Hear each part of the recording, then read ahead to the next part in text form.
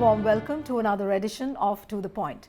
After a rousing win in Assam, can BJP make inroads into the second northeastern state of Manipur? And apart from this northeastern state, what are the bigger challenges for BJP when budget and assembly elections in the coming months are just round the corner? Joining me now is Union HRD Minister and also who's the man in charge of Manipur. Welcome, sir, on To The Point. Let me begin by asking you, sir, that Congress is very well entrenched in Manipur. People have already seen that. But BJP, we have seen, is just in the process of building its base. So do you think that it is the biggest challenge for BJP at the moment? No, it is not the biggest challenge because people of Manipur are thoroughly frustrated with the present regime. There is tremendous anti-incumbency and the present government under Ibobi Singh has remained there for 15 years. It's all about corruption, gundaism, the underground militancy and no development at all. So people are very angry. Because there was no alternative, he continued to remain in power earlier. But now we are emerged not as only an alternative, but now he is fighting us, not we are fighting him. So that's the major change has happened after Modi became Prime Minister. But Mr. Javadekar, am I to understand that the strategy which the BJP is following is very much similar to what we saw in Assam, because you gave an alternative of good governance against a corrupt government. Then you also inducted people like Himanta Biswa Sarma into the BJP camp. Here also we've seen one person whose name is Yamkham Irabot, who's been inducted in the BJP camp. So can we say that the strategy of BJP is very much similar to what it executed in Assam? As far as Congress is concerned, more Rahul Gandhi travels everywhere. There are skeletons. Yesterday he was in Uttarakhand and we got what we saw, important Congress leaders deserted Congress. So that has already started happening in Manipur. And by the time of nomination, let us see what happens. But already 5-6 MLAs are with us now. Okay. And so it's a good sign. It shows that where the wind blows and shape of the things to come. Okay. And therefore, this is very good.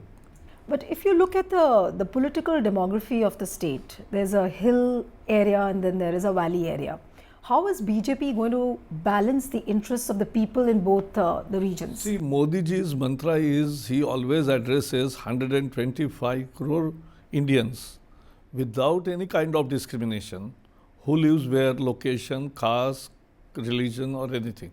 So all are Indians and we treat all Indians equally. And therefore valley people have many problems, hill problems have many problems. But BJP is the only party which can, because now we are telling that Manipur, if BJP is there, what today we are sending money to is not being utilized properly. It will be utilized properly, will ensure law and order, will ensure. Today, Chief Minister is, we have seen 175 companies, 140 were there, 40 we added. So there are a lot of security forces, but he is putting them into barracks. He is not using it. We can't intervene because law and order is ultimately state's responsibility and subject, and therefore he is failing the constitution. He is failing the constitutional duty and obligation.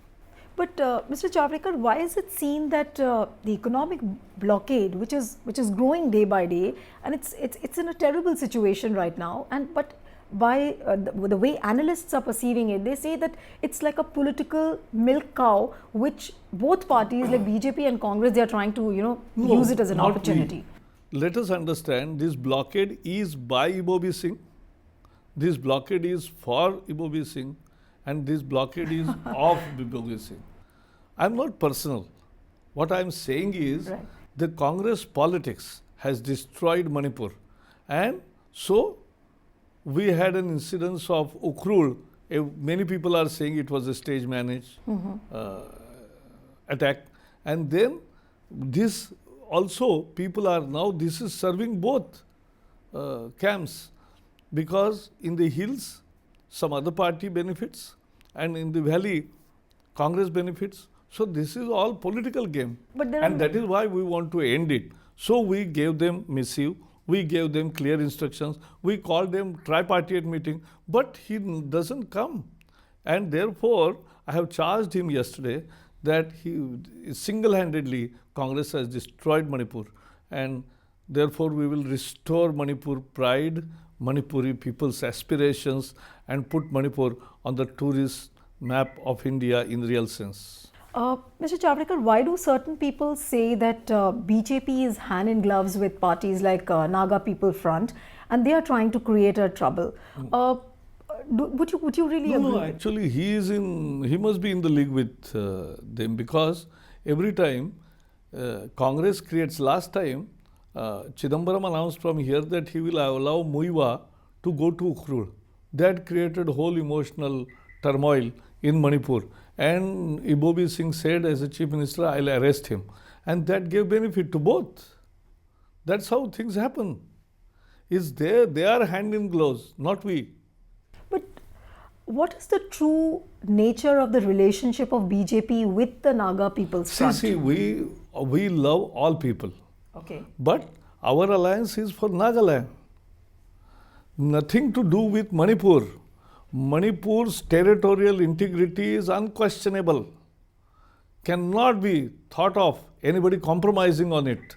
So territorial integrity of Manipur, our party president Amit Shah has said in his very first rally that cannot be negotiable. It's not negotiable, and so it will be intact. But as far as the other state is concerned, the Arunachal we have different strategy, Arunachal we have different friends, Nagaland we have friends, everywhere we have friends. But that doesn't mean we will never do anything which hurts Manipur.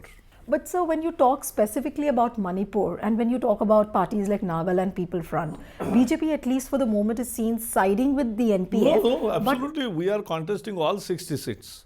Okay. We will tooth and nail oppose NPF. But then how do you also accommodate the interests of the Metis or the Kuki tribes? All, yes, because we always think society as a whole, and Manipuri pride, as I said, Kukis or Nagas or everybody, but that's Manipur. It's all about Manipur story. Manipur became independent much early before India in a way. It was independent when we became independent. I was reading an article in Imphal Times which very clearly said that BJP is playing a second fiddle to the Nagaland People's Front in a bid to capture power in the state. That was the mischievous campaign unleashed by Ibobi Singh. Last 2 days I have given tough answers, not only, but we have made them, now they are on defensive because they have no logic with them. They have no facts with them. Facts are with us. Our intentions are clear. Their intentions are dirty, and they are doing politicking. We are not. But when you talk about the Metis tribe, which constitutes about 40%, 50% of the population, and they are largely basically Hindu voters. So are we going to see BJP trying to pursue some kind of a Hindutva agenda over there in Manipur? See, our agenda is development. Okay. Our agenda is Manipur's overall development. And therefore, all Metis in all sections of society are supporting BJP.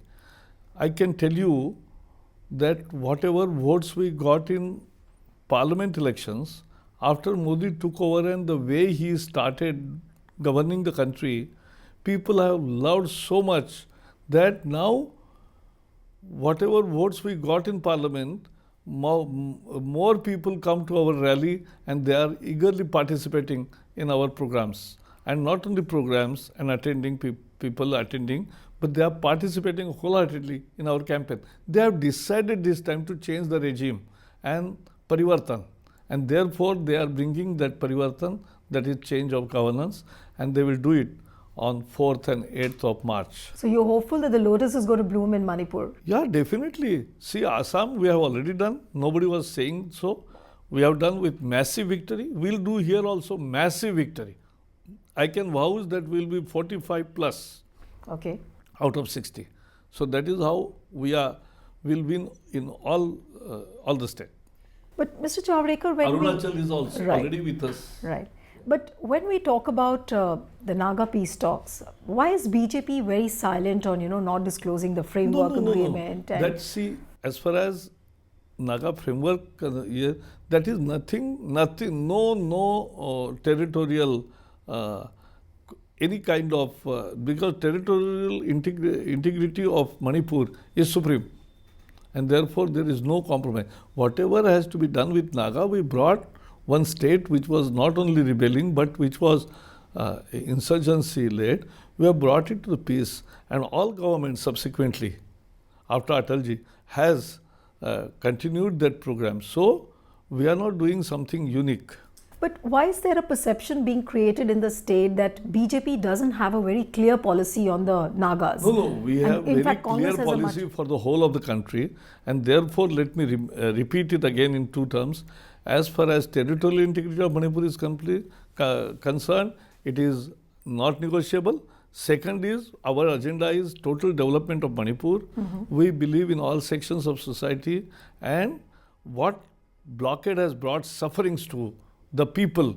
We have done more than what central government could have done, but it is the Ibobi Singh, the chief minister incumbent, who is not allowing, not giving permission to act.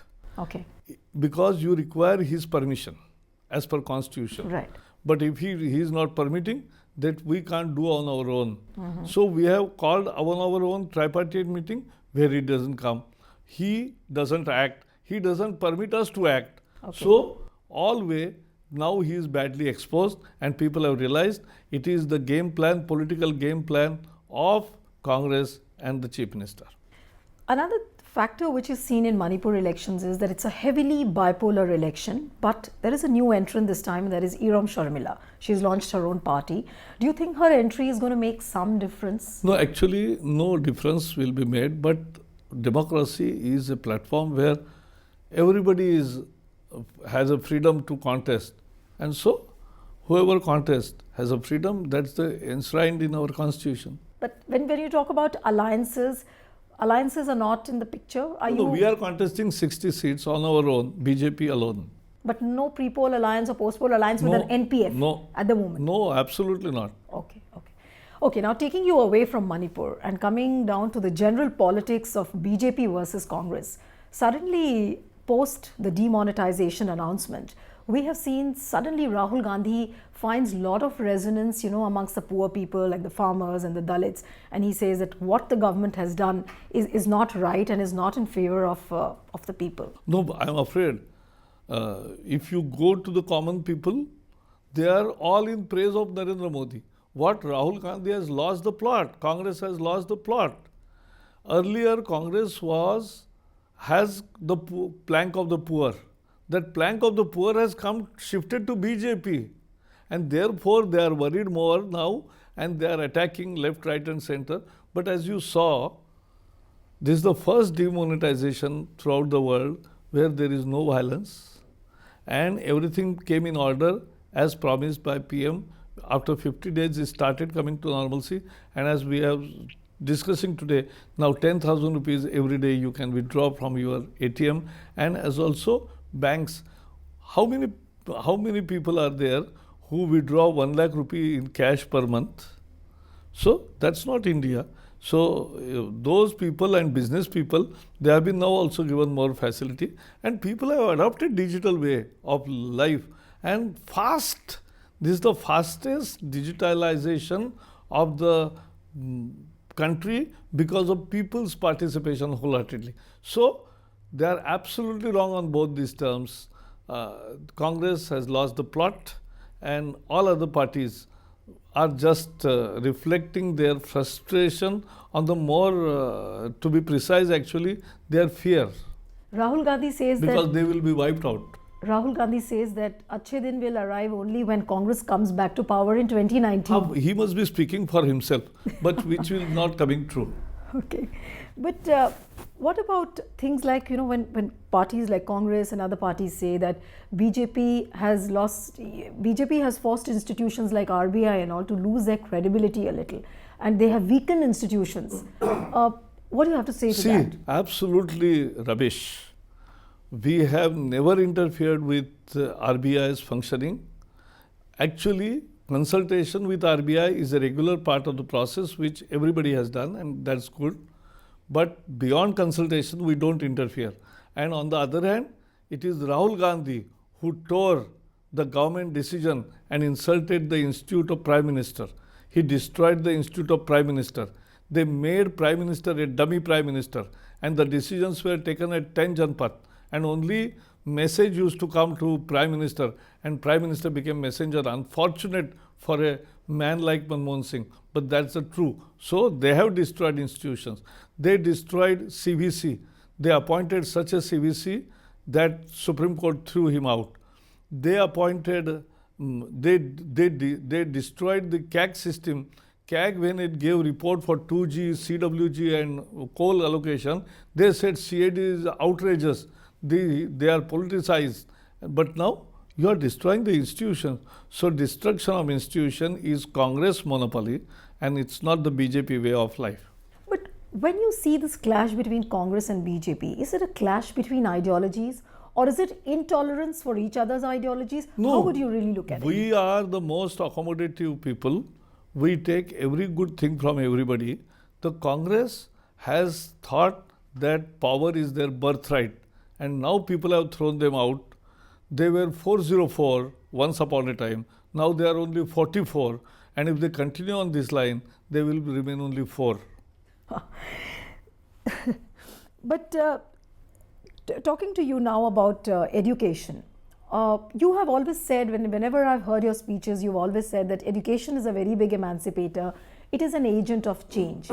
And what we have seen as of now, until how up till now the things have progressed, we have seen almost a statist quoist perception about education. No, actually it is not. Let me tell you that I am not believer of a bing bang sloganeering. I believe in action, and what we are going ahead with, a clear vision for improving the quality of education at all levels. So we have defined learning outcomes, and by March we will put learning outcomes into the rule books of right to education, which was enacted 10 years ago, but learning outcomes were never defined. So learning outcome will create benchmarks of abilities the student must get from each standard from 1st to 8th. Okay. And that brings in accountability of all stakeholders of education. That's first. And these Second, we are revamping. Through some amendments in the right to education. No, this will be put in rule. Rules are blank today. Okay. We will put them in rules of right to education by order. And second is, we are revamping the whole teacher education, pre-service as well as in-service. We are allowing detention at 5th standard, 5th and 8th for and we are leaving the decision to the states. So those states who want it will do it. Those who don't want it will not do it. We are okay with it. We must give that freedom to the state governments. Then fourth, we have already done away with 10th board exam. For we are making compulsory mandatory. The 10th mandatory, and that is approval rate 90%. 90% people have approved that step. So this is clear roadmap for school education improvement. Right. As far as higher education, our thrust is on research and innovation, and thousands of new initiatives and constantly good follow-up on all these schemes, which is envisioned by our Prime Minister, we are doing. What about the new education policy which has been talked New about? education When policy is it will coming? come. Yeah. We have received, it was the longest and democratic 2-year consultation process, we have received thousands and thousands of suggestions. We have categorized them. The secretarial work is under process and it's practically complete. Now there will be a committee under an eminent educationist, and after that I hope that within next 3-4 months it will come. But the basic pillars of new education policy will be accessibility, equity, quality, affordability and accountability. On these 5 pillars, this new, and we believe in diversity, we believe in plurality, we believe unity in diversity, and that's the spirit, the scientific temperament, the modern and our own. During Kapil Sibal's time, there was a good course created at CBSE at +2 stage, that was knowledge, tradition and practices of India. Every country loves its history, culture and everything, and therefore that was a good course. That's a good course. We saw former Cabinet Secretary T.S.R. Subramaniam's committee had also given its inputs. Now, when is that new committee going to be formed? New is it going committee to be will be formed within next maximum by January, and you will have it. Okay. An often seen allegation against BJP is that, and which the other parties have always been harping upon, is the fact that BJP is on a saffronization spree. They are changing the history books. No, they are we have not changing the changed syllabus. anything. This is an often No. heard accusation No. against the BJP. No, nobody is doing it because we have not changed anything. But yes, it will be the academicians who will decide the course, and we are not interested in small things. We are interested in real development of the country, scientific temperament, the innovation, research, and many other things. These are our priorities, and so giving true knowledge of any facts. Opposition has always harped on the fact that institutions like Indian Council of Cultural Research or NCRT, their heads, their qualificains are not being talked about, but their proximity to the RSS, that is becoming the point of ICS, our debate. new chairman has to come. Senapati ji, he was appointed for NCRT, who was appointed before I came, and it's a routine process. We are bringing good, competent people. Today I met all 6 new IIT directors. They called on me, and I spent with them time, and they said for the first time HRD minister is talking to us, and I said, I trust you fully. I give you all freedom to take your institute to a new height, and that's how we want to work with. So merit is the criteria. Last year, when your colleague Smriti Irani was at the helm of affairs, we saw many controversies, faced by her. And now when you look at the last 1 year, Mr. Javadekar has handled things with the kid gloves. No, media, Has it really been difficult for you to handle Actually, this that ministry? will be an injustice to Smriti also, because she did many good things. But it also depends upon love of media. So they love Media loves Mr. Javadekar more, which means. Okay, sir. One last question before I wind up. When you talk about the budget is just around the corner, and when you talk about the budgeting of education, there has been a call since 1968 that there should be a 6 percentage, spending of the GDP on education. But do you think is it still a far cry? No, it's not a far cry. We are already there at 4.5%. Okay. Not a small thing. Even European and many other countries have the same percentage. But we are moving ahead in that direction of 6%, achieving 6%. But let me also at this point of time caution that 6% GDP is not in the government treasury, all. It's all about, because your pocket, your money, Rajya Sabha TV money or any other money is also, everybody, private companies, their money is also GDP. And therefore GDP is all over. So 6% of GDP, we are already giving more than 15% of our budget to education. And state and center put together, it is more than 20%, 20 to 25% of our budget to the education. So we are giving the right budget, but we still need to improve, and we are improving.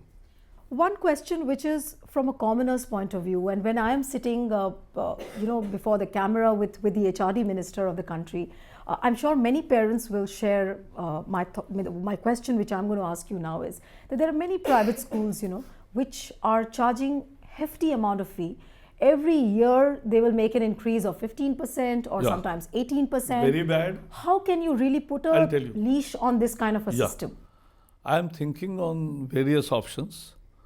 Let me tell you very clearly, yes, I appreciate that there is need of private investment. Yes, there is need of having made the cost of education.